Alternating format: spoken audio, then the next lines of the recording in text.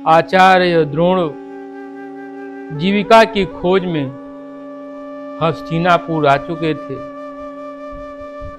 भीष्म पितामह द्वारा उन्हें आचार्य का पद प्राप्त हो चुका था। राजकुमारों को शिक्षा देने का कार्य उन्हें मिल चुका था। बड़े ही निष्ठा से राजकुमारों को शिक्षा दे रहे थे।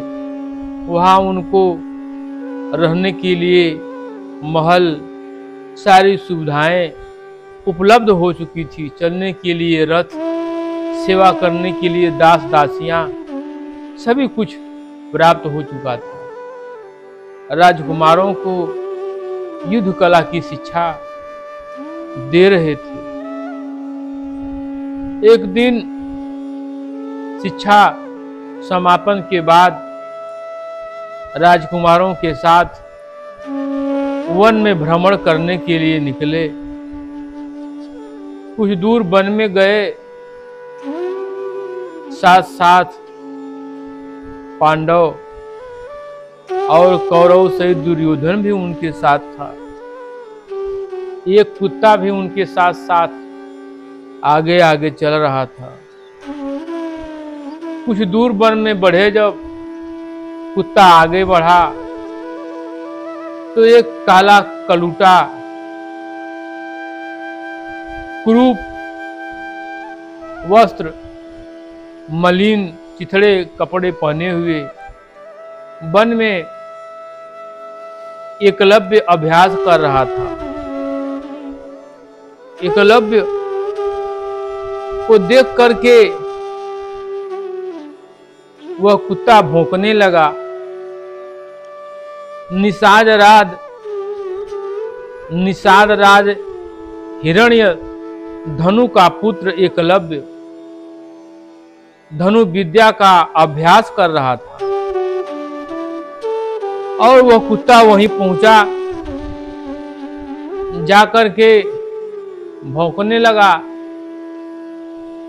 अभ्यास में खलल जानकर एकलव्य ऐसा बाण मारा कि कुत्ते का जीभ उलट गई, तलुए में जाकर चिपक गई। दो चार और उल्टा सीधा बाण मारा, उसका मुंह बंद हो गया, भौंकना बंद हो गया। अब वो साए साए करता हुआ अपने स्वामी के पास पहुंचा। युधिष्ठिर की नजर पड़ी, देखा, बोले, गुरुदेव, ये तो बहुत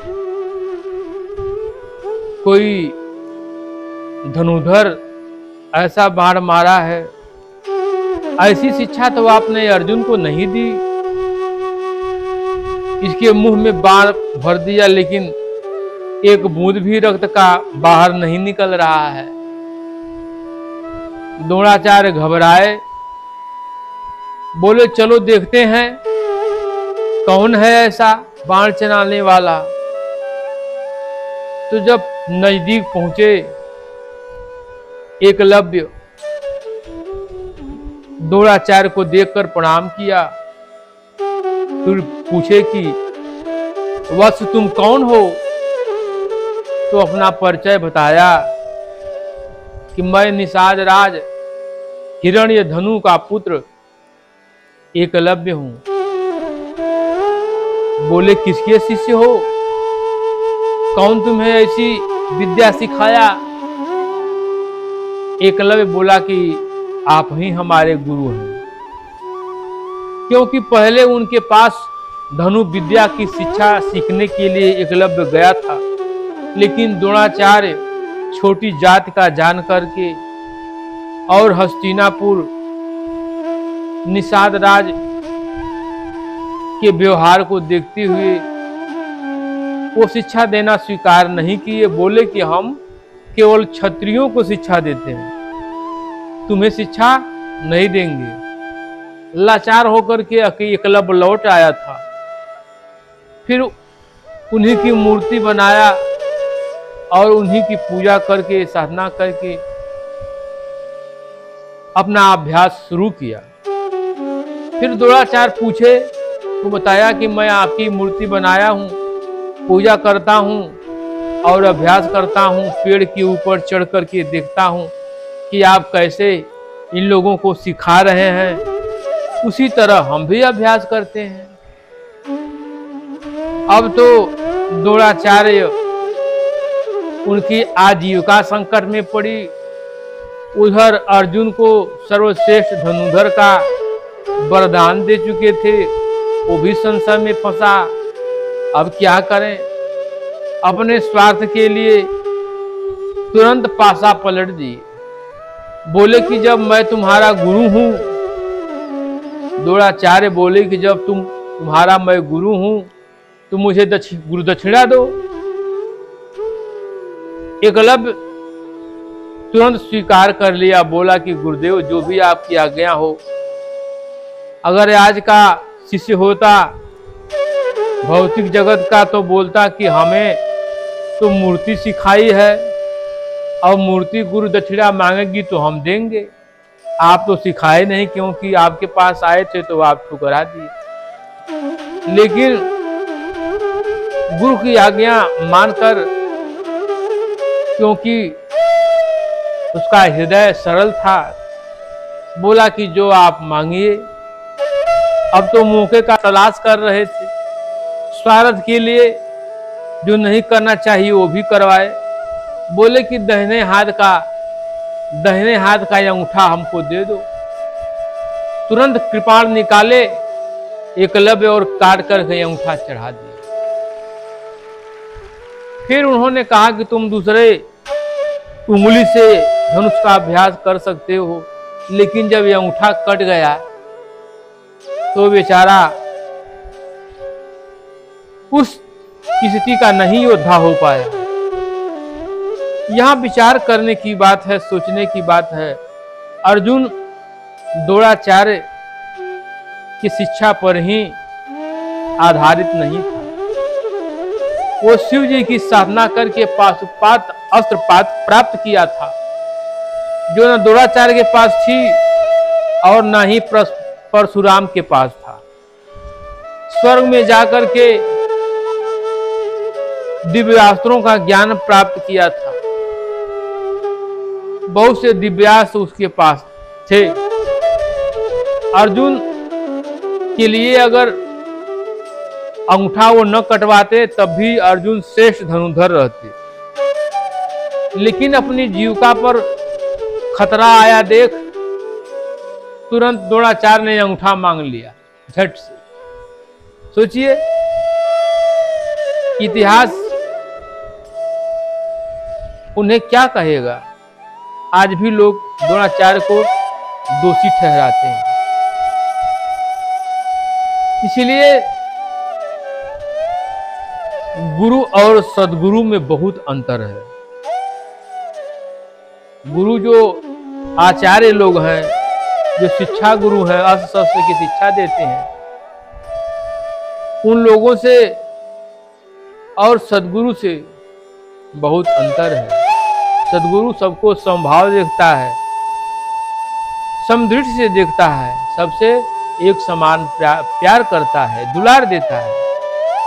लेकिन ये आचार्य थोड़ी सी घबराहट हुई, आजीविका पर खतरा आया तो अपने स्वार्थ की सिद्धि के लिए कुछ भी कर सकते हैं। ऐसा लोगों ने किया है। तो एकलव्य का अंगूठा कटवा दिए, उससे अर्जुन पर कोई फर्क पड़ने वाला नहीं था, लेकिन उनके जीविका पर शंका, उनके जीविका पर खतरा आया, जो अंगूठा कटवा दिए। आज भी समाज में ऐसा है, लोग हिंदू हिंदू सनातन सनातन का नारा लगा रहे हैं, लेकिन जब लाभ लेने की बात आती है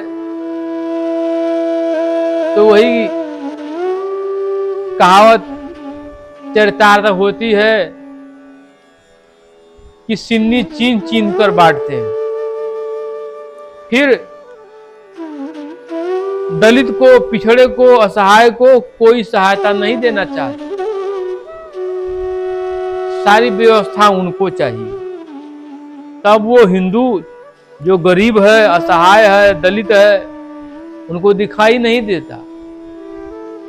तब केवल अपना स्वार्थ दिखाई देता है, जैसे द्रोणाचार्य को दिखाई दिया था। आज भी वही स्थिति है।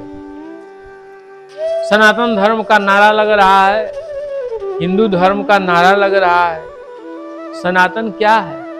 सनातन ये आत्मा है जो सत्य है, सदा रहने वाली है, नित्य है। लेकिन ये आत्मा अगर जाकर के अछूत के घर में जन्म ले ले, दलित के घर जन्म ले ले, तो उसके साथ दुर्व्यवहार होना शुरू हो जाता है। ऐसी तो बुराइयां समाज में हैं। जब तक समाज में समदृष्टि से, समभाव से सबके साथ सम व्यवहार नहीं किया जाएगा, तब तक नारा लगाने से कुछ नहीं होने वाला है। जब तक आपका व्यवहार सुंदर न हो, सबको एक दृष्टि से नहीं देखेंगे, तब तक एकता बनाना कठिन है। इसलिए सबको समभाव से देखिए, समदृष्टि से देखिए, समता का सम्मान दीजिए। किसी के पास घर बनाने के लिए भी जगह नहीं है, कोई हजारों 500 बीघे का जमींदार है, तो कौन सी समानता है? कोई समानता नहीं है। कोई दुलार नहीं है, प्यार नहीं है। एक इंसान को किस दृष्टि से देख रहा है, ये विचार करने योग्य बात है। कहां तक कहा जाए? सारी दुनिया अपने स्वार्थ में परेशान है, उनको अपने लाभ से मतलब है और बाकी किसी से मतलब नहीं है। लेकिन जब तक आपका विचार व्यवहार सुधरेगा नहीं, आप कुछ नहीं कर सकते। समाज में बदलाव नहीं हो सकता, एकता नहीं हो सकती। केवल नारा लगाने से काम नहीं होगा जब तक आप व्यवहार में नहीं उतरेंगे।